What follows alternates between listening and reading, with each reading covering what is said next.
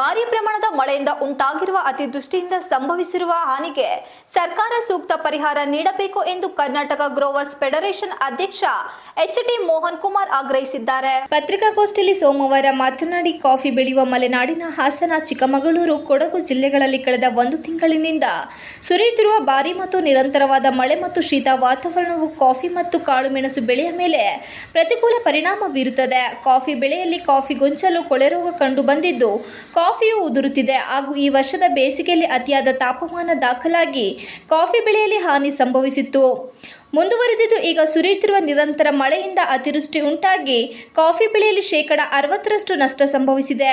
ಅತಿಯಾದ ಗಾಳಿ ಮಳೆಯಿಂದ ತೋಟದಲ್ಲಿ ಮರಗಳು ನೆಲಕ್ಕುರುಳಿ ಹಾನಿ ಸಂಭವಿಸಿದೆ. ಕಾಫಿಯ ಜೊತೆಗೆ ಕಾಳುಮೆಣಸು ಬೆಳೆಯಲು ಕೊಳೆ ರೋಗ ಕಂಡು ಬಂದಿದ್ದು, ಮರಗಳ ಜೊತೆ ಕಾಳುಮೆಣಸು ಬಳ್ಳಿಗಳು ಸಹ ನೆಲಗಚ್ಚಿವೆ. ಕಾಫಿಯು ಬಹುವಾರ್ಷಿಕ ಬೆಳೆಯಾಗಿದ್ದು, ಜೊತೆಗೆ ಈ ಬೆಳೆಗೆ ನಿರ್ಣಯ ವೆಚ್ಚವೂ ಕೂಡ ಅಧಿಕವಾಗಿದೆ. ಜೊತೆಗೆ ಕಾರ್ಮಿಕರ ಸಮಸ್ಯೆ ಹೆಚ್ಚಾಗಿದೆ. ಪ್ರಕೃತಿ ವಿಕೋಪದಿಂದ ಸಂಪೂರ್ಣ ಹಾನಿಯಾಗಿದ್ದು, ಬೆಳೆಗಾರರು ಬ್ಯಾಂಕ್ಗಳಲ್ಲಿ ಪಡೆದ ಸಾಲವನ್ನು ಮರುಪಾವತಿಸಲು ಸಾಧ್ಯವಾಗುತ್ತಿಲ್ಲ. ಕಾಫಿ ಬೆಳೆಗಾರರು ತೋಟಗಳನ್ನು ನಿರ್ವಹಣೆ ಮಾಡುವುದು ಹಾಗೂ ಜೀವನ ನಡೆಸುವುದು ಕಷ್ಟವಾಗಿದೆ ಎಂದರು.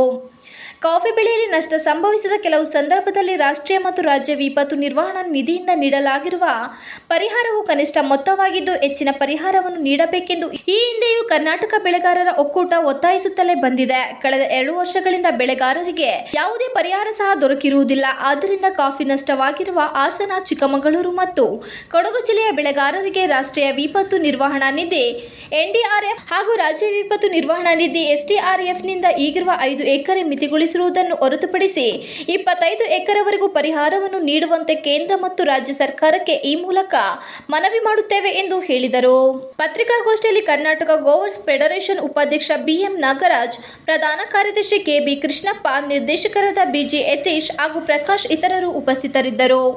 TV46 Malenadu news, Hassan. ನಾವು ಕೇಳ್ತಾ ಇರೋದು ಎಲ್ಲ ಬೆಳೆಗಾರರು ಕೇಳ್ತಾ ಇದ್ದೀವಿ. ಈಗ 3 ರಾಜ್ಯದಿಂದಲೂ ಸೇರಿದ್ರೆ ನಮಗೆ 3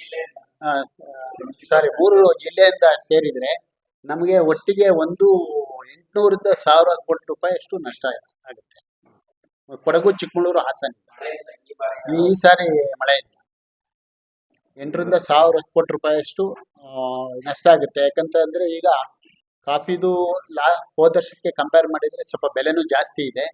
ಆ ಒಂದು ಕ್ಯಾಲ್ಕುಲೇಷನ್ ತಗೊಂಡಾಗ ನಮಗೆ ಸುಮಾರು 800ರಿಂದ 1000. ನಾವು ಒಂದು ಎಕರೆಗೆ 50,000 ರೂಪಾಯಿ ಕೊಡಿ ಅಂತ ಕೇಳ್ತಾರೆ.